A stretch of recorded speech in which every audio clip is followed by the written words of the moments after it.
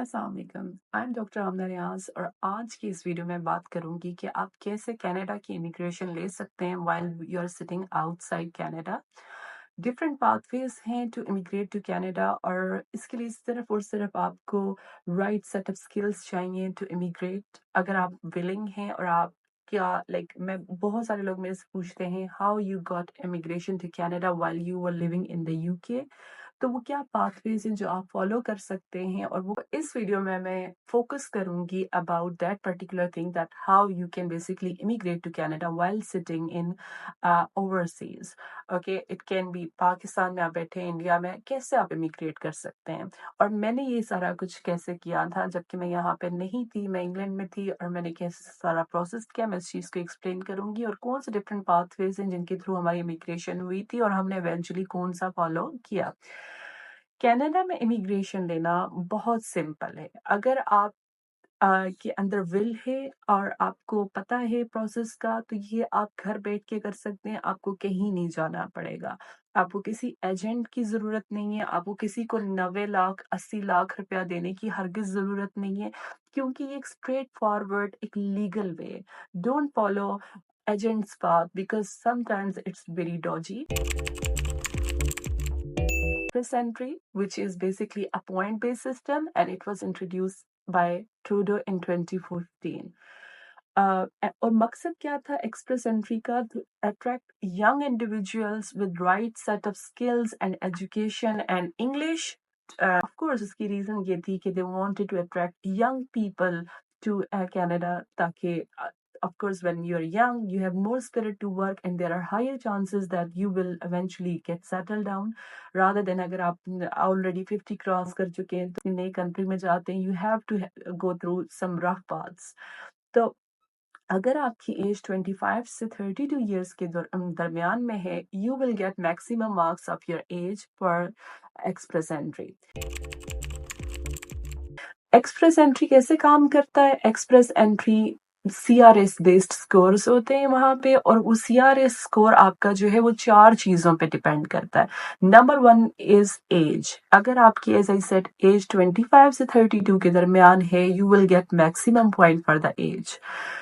Second thing is education. अगर आपके पास 16 years of education है, you get good marks of your education, but you can improve. For example, if you have MPhil or master's degree, you get additional points, and then if you have PhD, आपको और additional points मिलते हैं।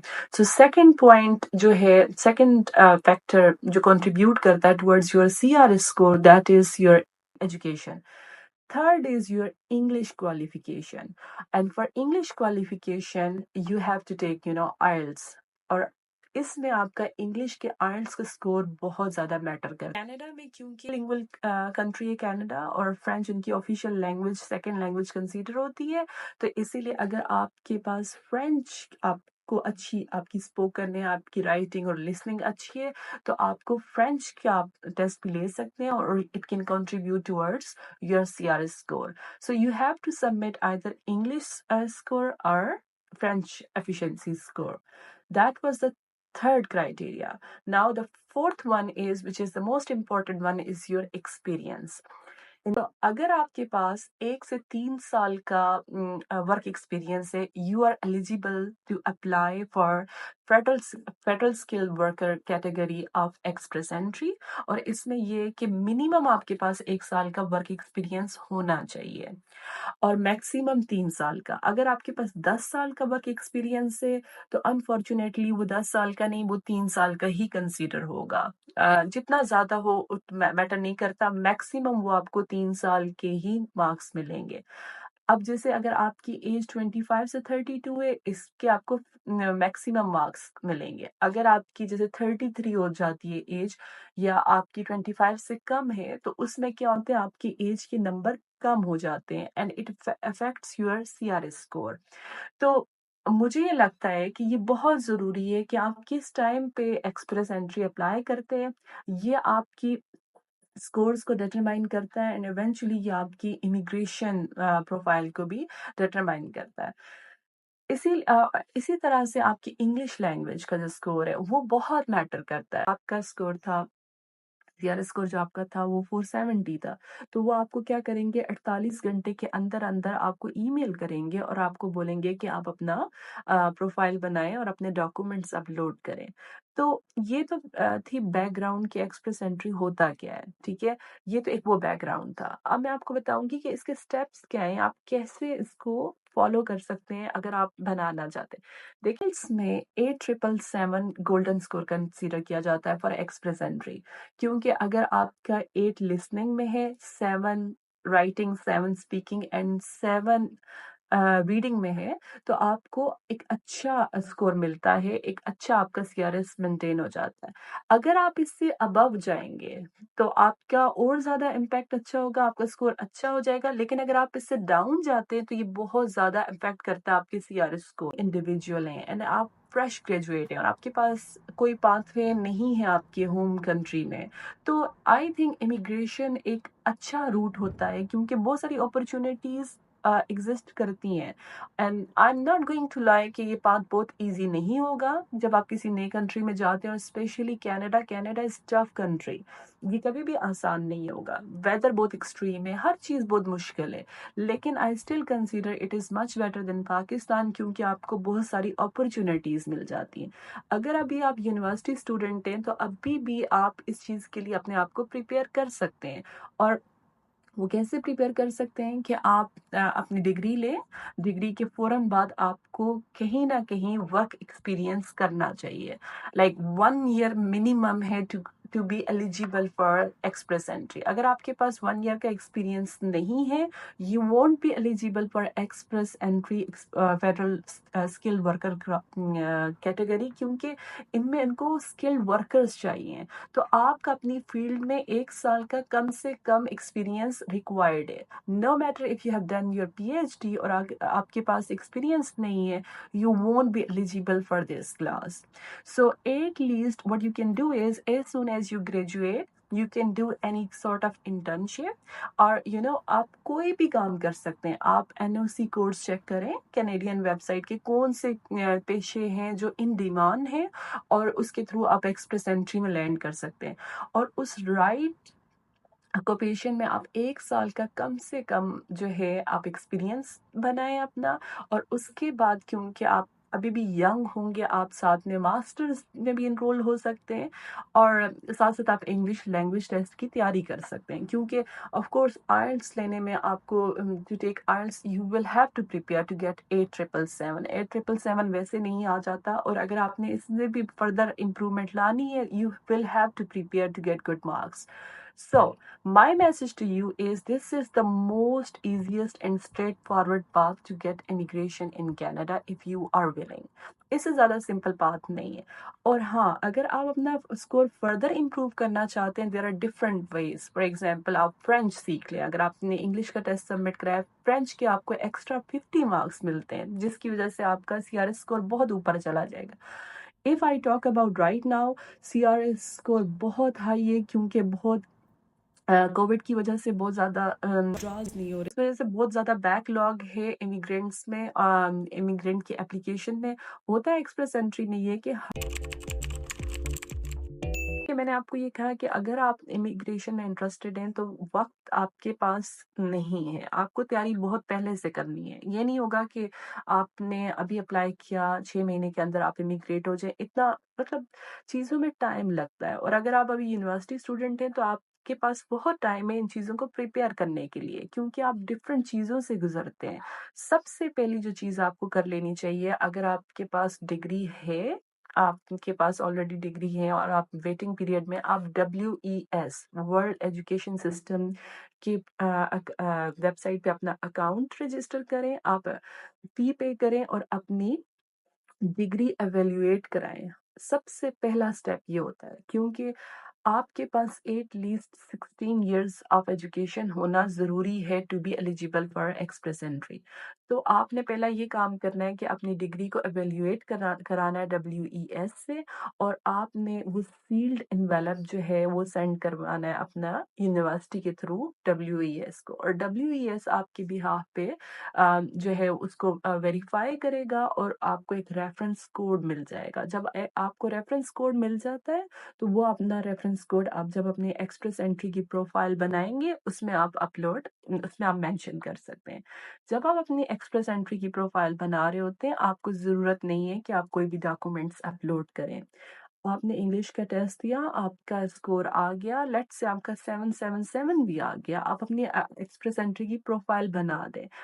मैं ये क्यों कह रही हूँ कि आप अपनी प्रोफाइल बना दें, क्योंकि कभी-कभी गवर्नमेंट ऑफ कनाडा ये डिसाइड करती है कि उन्हें बजाय इसके कि वो 1000 लोग लें, वो 2000 ले लेते हैं। तो अनएक्सपेक्टेडली क्या होता है, जो आपका सीआरएस स्कोर है वो बहुत डाउन हो जाता है। तो आपकी प्रोफाइल ऑलरेडी पूल में होगी तो हायर चांसेस हैं कि आपको कॉल आ जाएगी। बजाय इसके आप ये करें कि आप प्रोफाइल ही ना बनाएं, आप उस कंपटीशन में कभी आएंगे नहीं। मैं बहुत सारे लोगों को जानती हूँ जिनका सीआरएस स्कोर 400 था या 390 था, और इवेंचुअली गवर्नमेंट ने ये डिसाइड किया कि अभी उनको ज़्यादा इमिग्रेंट्स की ज़रूरत है, तो उन्होंने क्या किया कि एक के बजाय 2-3 ड्रा इकट्ठे कर दिया, और उन 2-3 ड्रास को इकट्ठे करने से क्या हुआ था कि सीआरएस स्कोर बहुत नीचे चला गया, और इवेंचुअली उनको कॉल आ गई और लकीली वो पीआर होल्डर हो गए। तो इसीलिए अगर आप बेसिक क्राइटेरिया फुलफिल करते हैं, आपके पास 16 इयर्स ऑफ एजुकेशन है, आपके पास 1 साल का वर्क एक्सपीरियंस है, और आपके पास इंग्लिश टेस्ट के रिजल्ट्स हैं, आपको उसी टाइम अपनी एप्लीकेशन एक्सप्रेस एंट्री में बना लेनी चाहिए। आपको वेट नहीं करना चाहिए कि भाई अभी मैं इम्प्रूव करूँगा, मेरी मास्टर्स की डिग्री हो जाए। मास्टर्स की डिग्री हो जाए, आप कभी भी अपना प्रोफाइल को एडिट कर सकते हैं या डिलीट करके फ्रेश बना सकते हैं। इसमें कोई हर्ज नहीं है, लेकिन आपकी एटलीस्ट प्रोफाइल वहाँ पर होनी चाहिए। ये मेरा एक की मैसेज है आज की इस वीडियो में। क्योंकि मैं देखती हूँ कि बहुत सारे लोगों को पता नहीं होता कि हमें कौन सा पाथ फॉलो करना चाहिए, स्पेशली जब आप यूनिवर्सिटी में होते हैं, आपको लगता है कि आपने अभी बहुत टाइम है।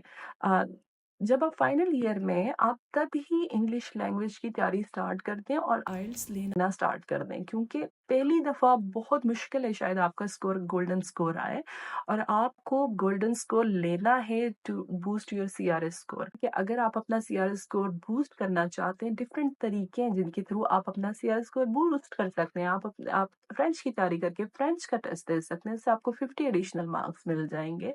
आप 1 साल का एक्सपीरियंस है, आप उसको साथ साथ 2 साल का हो जाए, 3 साल का हो जाए, 3 साल में आपको मैक्सिमम मार्क्स मिलेंगे।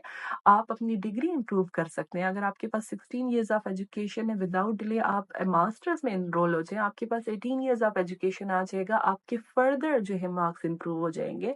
इसी तरह से डिफरेंट तरीके हैं। आप कनाडा में एडमिशन ले लें मास्टर्स का, क्योंकि अगर आप कनाडा में एडमिशन ले लेंगे मास्टर्स के लिए, उसका क्या फायदा होगा, आपको स्टूडेंट वर्क परमिट से मिलता है, उसके पास कनाडा का एक लॉ है कि आपको वर्क परमिट मिलता है पोस्ट ग्रेजुएट।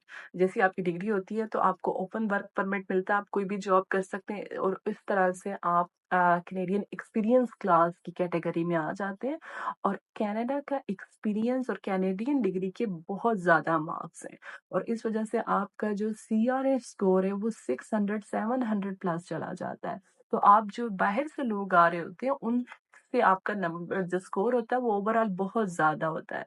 तो ये कुछ की पैरामीटर्स हैं, कुछ की फैक्टर्स हैं। अगर आप इनको अपने ज़हन में रखें और अपनी एप्लीकेशन जो है अपनी प्रोफाइल सबमिट करवा दें, और साथ-साथ अपने ऊपर इम्प्रूवमेंट करते रहें, और मास्टर्स की स्कॉलरशिप्स पे नज़र रखें, पीएचडी की स्कॉलरशिप्स पे नज़र रखें। That's how everyone does it.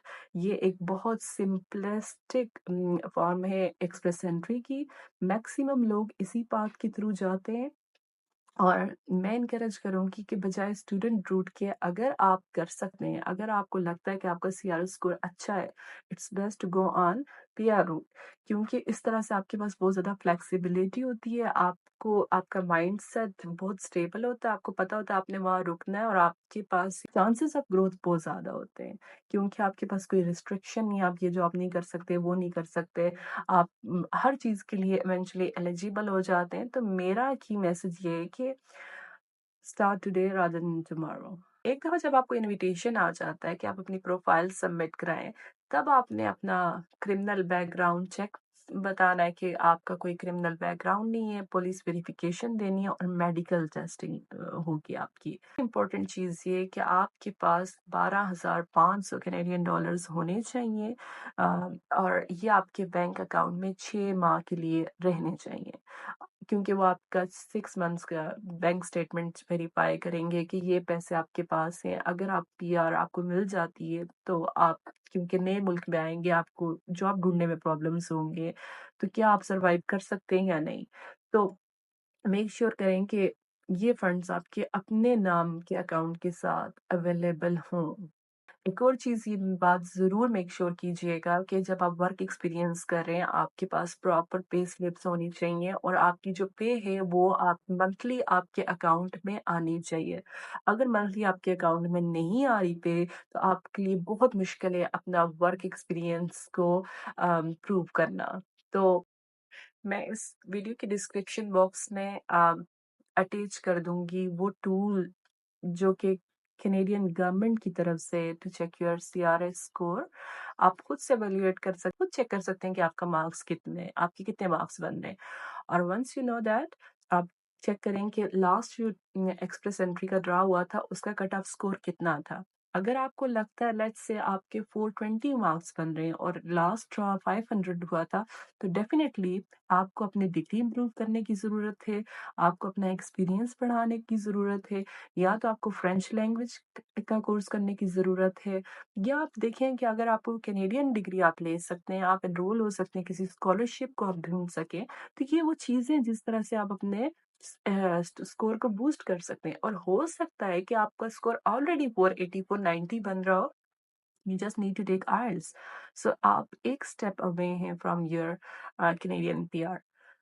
मैं उम्मीद करती हूँ कि ये वीडियो आप लोगों के लिए बहुत ज़्यादा हेल्पफुल होगी। अगर आपकी कोई भी क्वेश्चंस हों please do let me know and I will try my best to address them. आज मैंने फोकस किया है Express Entry federal skilled worker class में। नेक्स्ट वीडियोस में मैं डिफरेंट और पाथवेज को एक्सप्लेन करूंगी क्योंकि कनाडा में अभी बहुत ज़्यादा इमिग्रेशन के डिफरेंट पाथ्स ओपन हैं और आप कैसे उनके लिए एलिजिबल हो सकते हैं, कैसे अगर आप कनाडा में बैठे हुए हैं आप कौन सा पाथ आपके लिए ईजिएस्ट हो सकता है, अगर आप कनाडा से बाहर हैं तब कौन सा पाथ आपके लिए ईजी हो सकता है। ट्रस्ट में जो कैनेडियन पीआर है वो सिर्फ पाकिस्तान इंडिया ट्रस्ट में जो कैनेडियन पीआर है वो सिर्फ बाहर के लोगों के लिए प्रॉब्लम नहीं है, जो लोग स्टूडेंट हैं और या वर्कर हैं और कनाडा में बैठे हुए हैं उनके लिए भी ये एक बहुत बड़ा प्रॉब्लम है क्योंकि आसान नहीं है, ये एक कम्पिटिटिव प्रोसेस है। अगर आपके सीआर स्कोर मेंटेन नहीं होता आपके लिए बहुत मुश्किल हो जाता है पीआर लेना। तो ये ज़रूरी है कि आप राइट टाइम पे राइट एफर्ट्स करें। आपकी जब एज आपको अलाउ कर रही है बिफोर 32 हायर चांसेस हैं कि आप अपना सीआरएस स्कोर बूस्ट कर सकते हैं और वही राइट टाइम है। अगर आपने मूव करना है कंट्री, आपको लग रहा है आपका नहीं हो रहा आपकी होमलैंड में गुजारा, तो ये वो राइट टाइम होता है। तो इंशाल्लाह मैं अगली वीडियोस में भी और डिटेल में बात करूंगी as I said on different pathways. Till then take care, अल्लाह हाफिज।